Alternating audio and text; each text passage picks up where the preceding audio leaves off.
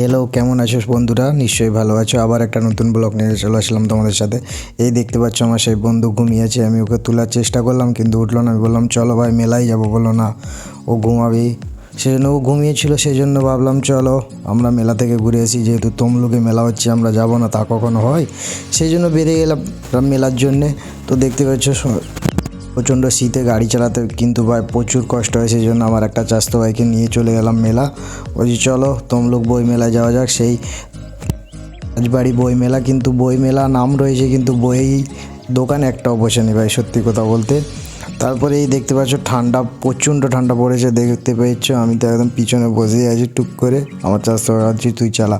আর এই দেখতে পাচ্ছ আমরা চলে এলাম রাজবাড়ি, এটা হচ্ছে রাজবাড়ি, ঠিক আছে। রাজবাড়ির ওই মাঠটাই হচ্ছে রাজবাড়ির, এই সাইডে হয়নি, আমরা পিছন দিক দিয়ে ঢুকেছিলাম। আর এই আমরা মেলায় ঢুকে গেলাম, দেখতেই পাচ্ছ। তারপরে বেলুন টেলুন রয়েছে, তারপরে দেখতে প্রচণ্ড ভিড়, এখানে চটপটি রয়েছে। তারপরে আমরা গেলাম নাগরদোলার দিকে, একটু দেখছি এখানে বিশাল বড় নাগরদোলা বসেছে, কিন্তু ভাই পকেটে পয়সা নেই সত্যি কথা বলতে, সেই জন্য আবারও নাগরদোলায় উঠতে পারলাম না। পয়সা যেদিন হবে আমি বলে দিয়ে এসেছি পরের বছর আবার মেলায় আসবো, তখন উঠবো।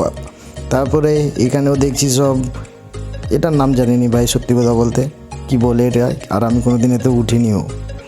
যেদিন পয়সা হবে এতে আর ওতে উঠবো। তারপরে চলে গেলাম আমরা মাশরুম চপ খেতে, এটার পয়সা ছিল যেহেতু 50 টাকা নিয়ে গেছিলাম, সেই জন্য এই ভাই এই 5 কোড়া চপ, মাশরুম চপ এখানে প্রত্যেক বছরই বসে, কিন্তু এই চপটা আমি খেয়ে আসি।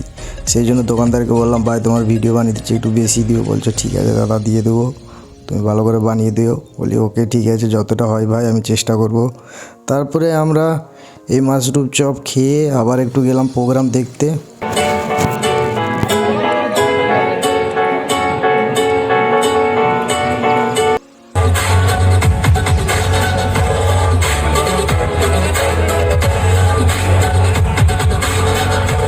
তারপরে প্রোগ্রাম দেখার পরে আমাদেরকে ভালো লাগলো নি, বললাম চলো সবাই বাড়ি। বলছে চল চাস্তো ভাই বাড়ি পালি চলো, ঠান্ডা প্রচুর লাগতেছে। তারপর বললাম চলো টাটা বাই বাই, আজকের মতন।